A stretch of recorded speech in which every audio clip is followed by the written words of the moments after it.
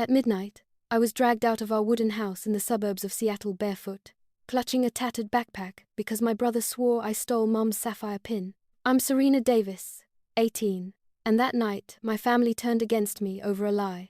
My brother's fake tears fooled everyone. She took it. Logan sobbed, pointing at me. Dad stormed into my room. Holding the sapphire pin they found in my desk drawer, I shouted, "I didn't do it." But Dad's face twisted with rage. "You're a disgrace," he yelled, shoving me out the door. Mom just stood there, silent as the lock clicked shut. I banged on the door, screaming, "This isn't fair." But no one answered. My brother's smug glance through the window said it all. He'd planned this. I was just a kid working at Auntie Anne's, saving for college, thinking I had a family who trusted me. But that lie cost me everything. Dad's words, Mom's silence, and my brother's betrayal burned into me. I wasn't going to let this define me, though. Weeks later, something happened that flipped everything, something my brother never expected. Want to know how I fought back? Keep watching. Ever been betrayed by family? Share your story in the comments and hit subscribe to Minister of Revenge to see how I exposed my brother's lies. That night, I was sitting in my room, writing in my journal on an old wooden desk, when the door burst open. My brother Logan stormed in, tears streaming down his face, pointing at me like I was a thief caught in the act. "She stole Mom's sapphire pin," he cried, his voice trembling with fake sorrow. I dropped my pen, my heart pounding. "What are you talking about, Logan?" I snapped, standing up. I'd never touched Mom's jewelry, especially not her precious sapphire pin, the one she got from her grandmother. Dad, Robert, barged in before I could say more, his face red with rage. "Serena, what's this about?" he demanded, his voice sharp and accusing. Mom, Carol, trailed behind, her hands clasped tightly, her eyes wide with worry. "I didn't do anything," I said, my voice shaking. My brother sobbed louder, clinging to Mom's arm. "I saw her sneaking in your room," he wailed, playing the perfect victim. I glared at him. "You're lying, Logan. Tell them the truth." But he just shook his head, tears flowing. And I caught a flicker of a smirk on his lips, quick but undeniable. Dad didn't wait for explanations. He stormed to my desk, yanking open the drawer where I kept my notebooks and work stubs. He dug through, tossing my things aside, then froze. He held up the sapphire pin, its gems catching the light. "Care to explain this, Serena?" he growled, thrusting it toward me. My stomach sank. "I didn't put it there," I shouted, my eyes darting to Logan. "He's setting me up." But Logan buried his face in Mom's shoulder, his sobs drowning me out. "You're a failure, Serena," Dad spat, his words cutting deeper than a knife. "Stealing from your own family, jealous of your brother." I shook my head, desperate. "Dad, I swear I didn't do this. You know me." But he waved me off, his hand slicing through the air. "No more lies." Mom finally spoke, her voice barely a whisper. "Serena, why would you do this?" Her disappointment stung worse than Dad's anger. I turned to her, pleading. "Mom, I didn't. Logan's making it up." But she looked down, unable to meet my eyes. My brother's fake crying filled the room, and I realized they'd already chosen to believe him. Dad grabbed my arm, his grip bruising. "You're out of this house," he said coldly. "No daughter of mine steals from us." I yanked free, my chest heaving. "This isn't right. You're not even listening." But he was already pulling me toward the front door. I grabbed my backpack, my hands trembling. No time for shoes or a jacket, just the thin shirt I had on. Logan watched from the hallway, that smug glint in his eyes again. He'd won, and he knew it. On the porch, I fell to my knees, tears streaming down my face. "Dad, please," I sobbed, clutching my backpack. "I didn't take it. I'm your daughter, not a thief." My voice broke as I looked at Mom, standing frozen in the doorway. "Mom, you have to believe me. I'd never hurt you." But Dad's face was stone. "Get out," he said, his voice final. I reached for Mom's hand, begging, "Please don't do this. I'm innocent." She turned away, tears in her eyes, and the door slammed shut. The lock clicked, leaving me alone in the dark, my sobs echoing on the empty porch. I sat there, my bare feet freezing against the wood. My heart shattered. My own family had turned their backs on me all because of Logan's lie. The betrayal burned, but a fire sparked inside me. I wasn't going to let this break me. I'd prove the truth, no matter what it took. The Seattle night wind was freezing, and I curled up in a park near the forest, clutching my backpack to my chest. My bare feet ached from the cold, and my thin shirt did nothing to stop the shivers. I'd been kicked out with nothing but a few dollars from my Auntie Anne's job, and now those were gone, spent on a stale sandwich from a gas station. For the first time in my 18 years, I was truly alone, with no home, no family, and no idea what to do next. The first night, I found a bench in the park hidden behind some bushes. I tried to sleep, but every rustle made my heart race. By morning, my stomach growled and my head throbbed from exhaustion. I wandered to a public restroom near the community center, splashing cold water on my face to stay awake. The mirror showed a stranger, pale with dark circles under my eyes. I couldn't go back to school, not yet. I had nowhere to go, so I kept moving, my backpack, my only companion. By the third day, my money was gone. I stood behind a diner, staring at a dumpster, overflowing with food scraps. My hand shook as I reached in, pulling out a half-eaten burger wrapped in greasy paper. I gagged at the thought, but forced myself to eat. It was that, or starve. As I sat on the curb, a worker from the diner, a guy in his 20s with a faded apron, came out to toss a trash bag. He saw me, hesitated, then walked over. "Hey, you okay?" he asked, his voice gentle but cautious. I looked down, ashamed. "I'm fine," I mumbled, clutching the burger. He didn't buy it. "Wait here," he said, disappearing inside. A minute later, he came back with a paper bag. "Some leftover bread and a sandwich," he said, handing it to me. "It's clean. Don't worry." I stared at the bag, my throat tight. "Why are you doing this?" I asked. My voice barely audible, he shrugged. "Looked like you needed it." His small act of kindness hit me hard, like a spark in the dark. For the first time in days, I felt a flicker of hope. I found a warehouse near the edge of town, its broken window just big enough for me to slip through. Inside, it was dusty and cold, but it was shelter. I curled up on a pile of old sacks, using my backpack as a pillow, and tried to plan my next move. I couldn't stay like this forever. I needed help, but who could I trust? My family had turned their backs on me, and I had no one else. Then I remembered Aunt Veronica, Mum's older sister, who always seemed to see through people. The next day, I found a payphone outside a gas station. My hands trembled as I dialed her number, praying she'd answer. "Serena?" Aunt Veronica's voice came through, warm but worried. "Where are you?" I heard what happened. I choked back tears, telling her everything. My brother's lie, the sapphire pin, how Dad threw me out. "I didn't do it, Aunt Veronica," I said, my voice shaking. "I swear." She didn't hesitate. "I believe you, sweetheart," she said firmly. "Stay strong. I'm going to dig into this and find out what's going on. Don't give up.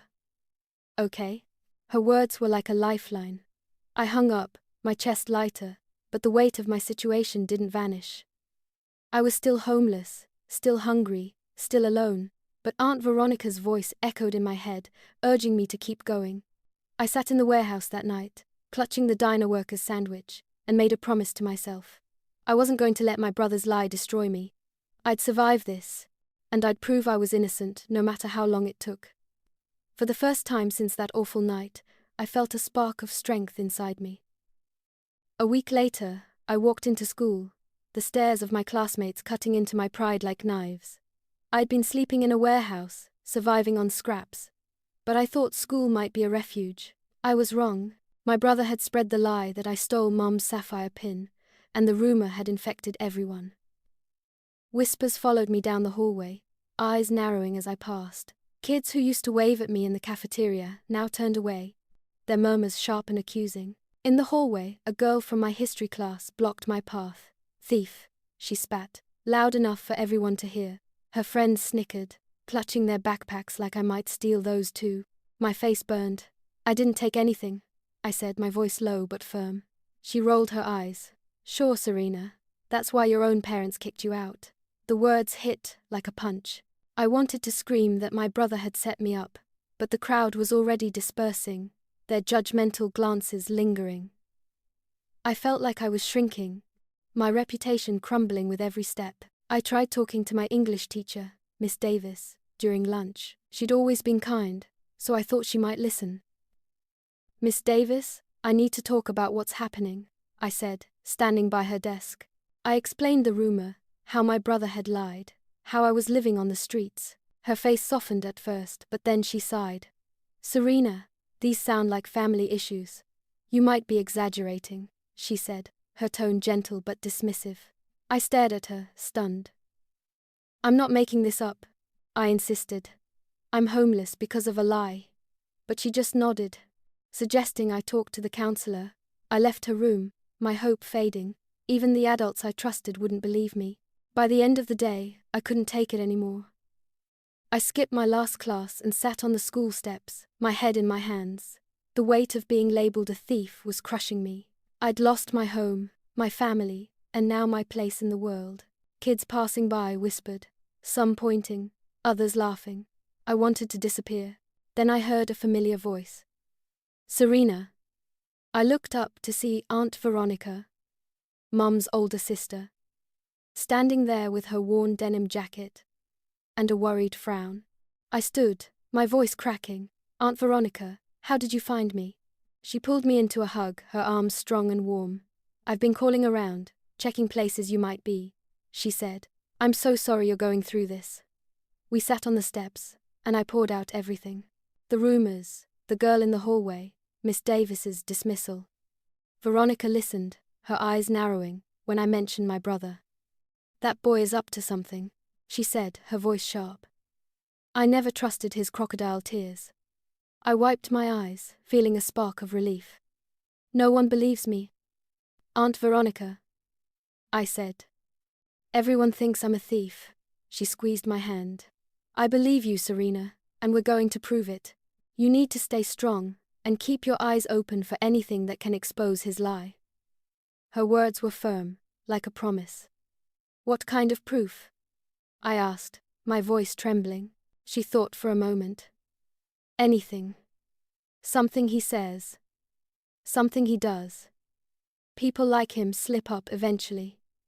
Veronica's confidence gave me a lifeline. She handed me a few dollars for food and promised to check on me again soon. "You're not alone, Serena," she said before leaving. "We'll get through this together." I watched her walk away, her words echoing in my mind. For the first time in a week, I felt like I could breathe. My brother's lie had turned my world against me, but I wasn't going to let it win. With Aunt Veronica on my side, I had a chance to fight back. I just needed to find a way to prove the truth. 2 weeks later, I was washing my face in a public restroom near the forest when Maya Johnson ran in, her eyes blazing with excitement. "Serena, you won't believe this," she said, nearly out of breath. My heart skipped a beat. Maya, my best friend since middle school, had been one of the few who didn't turn away when the rumors about me stealing Mom's sapphire pin spread. I dried my hands on my worn shirt, weary but curious. "What's going on?" I asked. She pulled me outside, her voice low but urgent. "I was at a party last night, and Logan was there bragging to his friends. She said he planted the sapphire pin in my room to get me kicked out. He laughed about it, Serena, like it was some big joke." My blood ran cold. I'd known Logan set me up, but hearing he'd boasted about it made my anger flare. "He said that out loud?" I asked, my voice shaking. Maya nodded, her eyes wide. "He thought he was untouchable, saying, 'You were out of the picture for good.'" I clenched my fists, my nails digging into my palms. "He thinks he won," I muttered. Then Maya reached into her pocket and pulled out a small cassette tape. I recorded it, she said, a triumphant grin spreading across her face. I borrowed my brother's Walkman and hit record when Logan started talking. It's all here, his voice, his exact words. I stared at the tape, my heart pounding. This was it, the proof I needed to expose my brother's lie. Are you sure it's clear? I asked, barely daring to hope. Maya nodded. Crystal clear. He says your name, the PIN, everything. I checked it this morning. I took the tape, my hands trembling. For 2 weeks, I'd been shunned, called a thief, and left to survive on the streets. Now I had something real, something that could turn everything around. Maya, you're amazing, I said, pulling her into a quick hug. She laughed. I wasn't going to let him get away with this. You're my best friend. We needed someone to help us figure out what to do next. So we headed to Aunt Veronica's house. She'd believed me from the start, and I trusted her to know how to use this tape. We found her in her small living room, surrounded by stacks of old books and a rotary phone. Serena. Maya. What's this about? Aunt Veronica asked, standing up as we burst in. I handed her the cassette, my voice steady, despite my nerves. Aunt Veronica, Maya recorded Logan, admitting he framed me. He said he planted the PIN to get me thrown out. Veronica's eyes narrowed as she took the tape. That boy, she muttered, shaking her head. I knew he was up to no good. She grabbed her old cassette player from a shelf and popped the tape in. Logan's voice filled the room. Smug and unmistakable. Serena's gone for good. I put that PIN in her drawer, and Mom and Dad bought it. She's out, and I'm finally free of her. My stomach twisted, hearing his words. Maya squeezed my hand, and Veronica's jaw tightened. This is gold, she said, stopping the tape. He's handed us everything we need. We sat around her coffee table, the tape player between us. Veronica leaned forward, her voice calm but firm. This proves your innocence, Serena. But we need to be smart. If we show this to your parents now, they might not listen. Especially your dad. He's too stubborn. I nodded, remembering how he'd called me a failure. So, what do we do? I asked. Veronica tapped the table. We make sure this tape gets to the right people at the right time. Your mom might listen, but we need to catch her when she's ready to hear it, Maya chimed in. Maybe we can play it somewhere public, like at school, so everyone knows. Veronica shook her head. Too risky. Logan could twist it. Say it's fake. No, we take this to your family directly, Serena. You need to face them. Show them who Logan really is. My heart raced at the thought of confronting Dad and Mom again. But Veronica's steady gaze gave me courage. You're stronger than you know, she said, squeezing my shoulder. This tape is your weapon. Use it. I clutched the cassette, its weight heavy in my hand. Logan thought he'd erased me from the family, but he'd made a mistake. He'd bragged too loud. And now I had the truth on my side. With Maya and Veronica backing me up, I was ready to fight back. Under the Seattle rain, I stood outside our wooden house, clutching the cassette tape with the recording. My heart pounded as I knocked on the door, the sound echoing like a drum in my chest. I hadn't been home since Dad threw me out, calling me a failure for a crime I didn't commit. Now, with Logan's confession on this tape, I was ready to face them. Robert Davis, Carol Davis, and my brother Logan. The door creaked open, and Mom's face appeared, pale and surprised. Serena, she whispered, her voice trembling. I stepped inside, dripping wet, my voice steady despite the fear.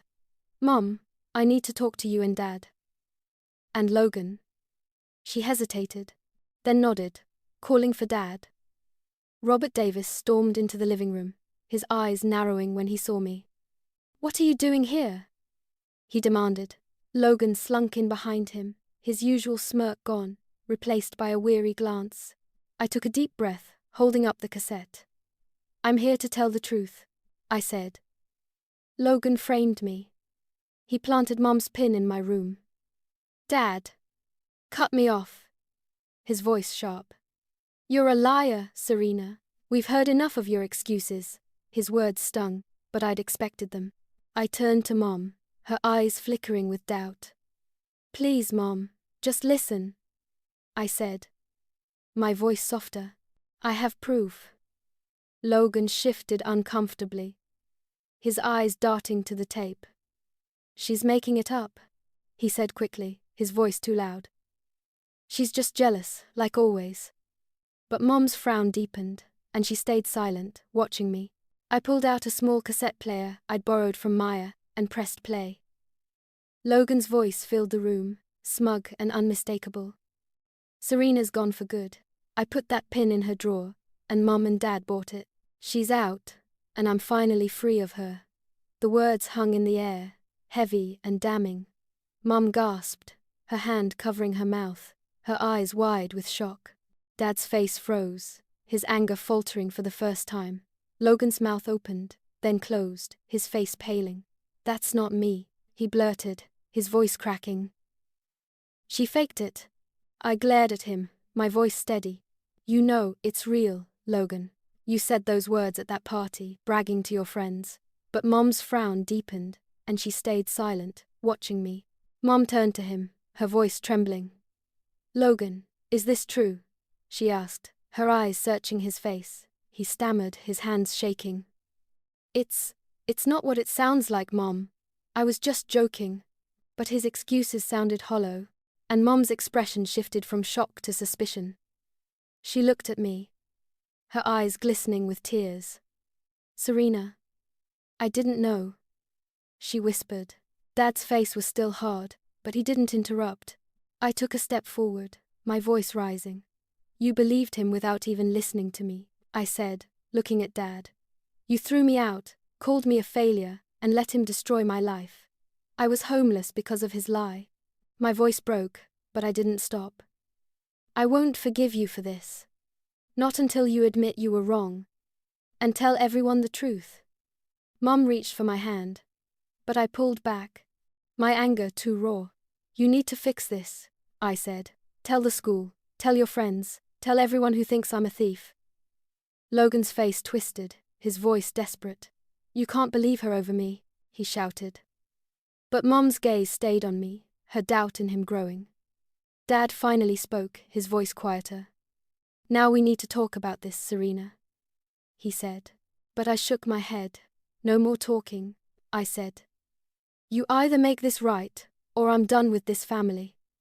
I turned and walked out, the rain soaking me again. The cassette still in my hand. I'd faced them, and I'd made them hear the truth. Whatever came next, I wasn't backing down. Carol Davis held the computer, her hands shaking, staring at Logan as if she didn't recognize him. The cassette's truth had shattered her trust in her son. And now, with Aunt Veronica's urging, she sat at the family's old desktop typing a public apology on the Seattle Community Watch forum. I stood in Veronica's living room, watching the screen over her shoulder as Mom's words took shape. "My daughter Serena was wrongly accused," she wrote. "Logan framed her for stealing my pin, and we, her parents, failed her by believing him. We're sorry." Her fingers hesitated before hitting post, but Veronica's steady voice pushed her forward. "Do it, Carol. It's the right thing." The post went live, and within hours it spread like wildfire. Neighbors shared it, friends commented, and the truth rippled through our small town.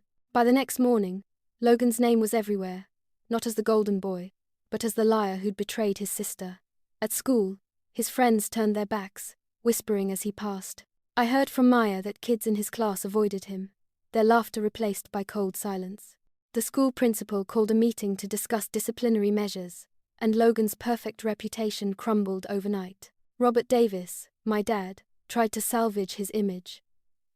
He called the post a family matter to anyone who'd listened, but the neighbors weren't buying it. At the local grocery store, Mrs. Lopez, who'd known us for years, cornered him near the produce aisle. "How could you throw out your own daughter?" she demanded, loud enough for others to hear. Dad's face reddened, his usual confidence faltering. "We made a mistake," he mumbled, but the words sounded weak.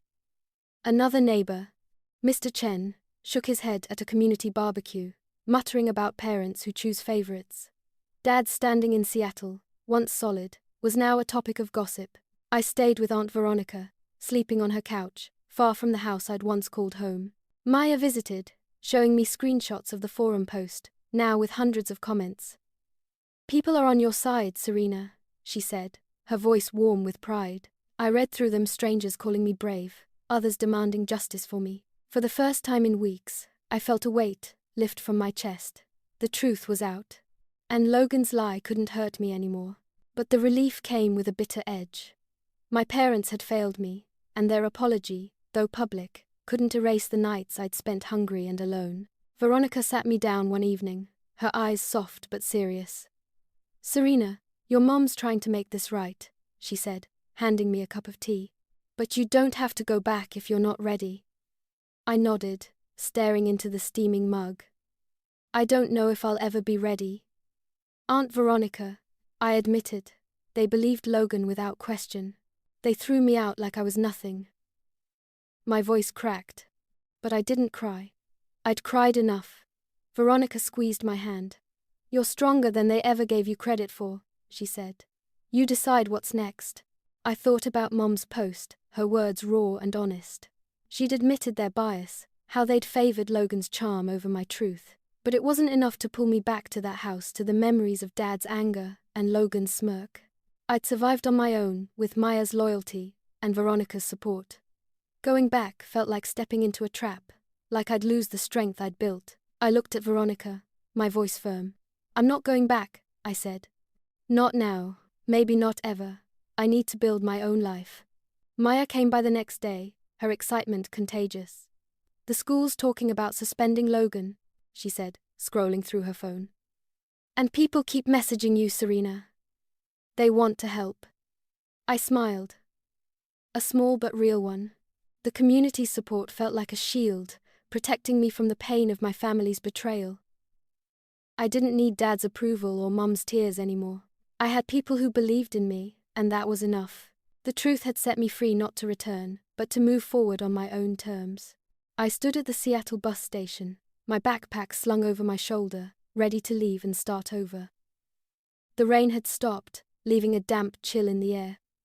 But I felt lighter than I had in months. Aunt Veronica stood beside me, her hand resting on my arm. "You're going to be okay, Serena," she said, her voice warm with conviction. I nodded, clutching the bus ticket to a small apartment she'd helped me find across town. I wasn't going back to my parents' house, not after everything.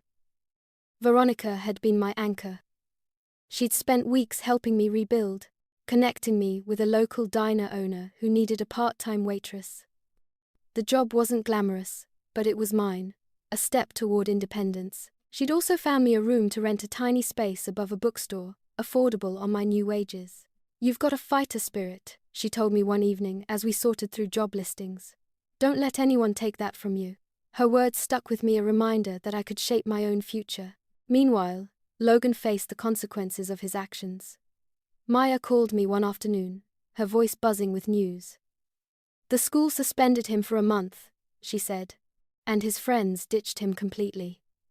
Logan's charm, once his greatest weapon, had crumbled. Classmates who'd laughed at his jokes now ignored him, their trust shattered by his recorded confession. The principal had cited dishonesty and harm to peers in the disciplinary report, and whispers followed Logan everywhere. He'd lost the spotlight he'd fought so hard to keep. Carol Davis, my mom, tried to reach out. She left voicemails at Veronica's house, her voice thick with regret. "Serena, please let's talk," she'd say, each message more desperate. Robert Davis, my dad, sent a letter, his handwriting stiff and formal, apologizing for misjudging the situation. But their words felt hollow. They'd chosen Logan's lies over me, thrown me out without a second thought. The pain of those nights, cold, alone, branded a thief, was etched too deep to erase. I didn't return their calls or write back. Some wounds don't heal with a few sorry words. Maya came to visit me at Veronica's one last time before I moved. She sat cross-legged on the couch, her phone buzzing with messages from friends. "Your mum's post is still getting comments," she said, scrolling through the forum. "People keep saying you're an inspiration." I smiled faintly, grateful for the support, but uneasy with the attention. I just want to move on, I told her. She nodded, understanding. You will, Serena. You're tougher than all of them. Her faith in me felt like a lifeline, a reminder of the people who'd stood by me when my family didn't. As I waited for the bus, I thought about what I'd learned through this ordeal. My parents' favoritism had torn our family apart. Their blind trust in Logan, destroying the bond we'd once had. It taught me that bias, even from those closest to you, can shatter trust in ways that apologies can't always fix. But I'd also learned the power of truth and persistence. Without Maya's recording, Veronica's support, and my own refusal to give up, I'd still be a pariah, labeled a thief. Standing up for myself, even when it hurt, had brought me here to a new beginning. I looked at Veronica, her denim jacket, worn but familiar. Thank you, Aunt Veronica, I said, my voice steady. For everything. She pulled me into a hug, her grip strong. You don't need to thank me, she said. You did the hard part. The bus pulled up, its engine rumbling. I climbed aboard, my backpack heavy, but my heart lighter. As Seattle faded behind me, I knew I wasn't just leaving a place. I was leaving behind a past that no longer defined me. The truth had given me freedom, and my persistence had carved a path forward. I was ready to build a life on my own terms, stronger for it.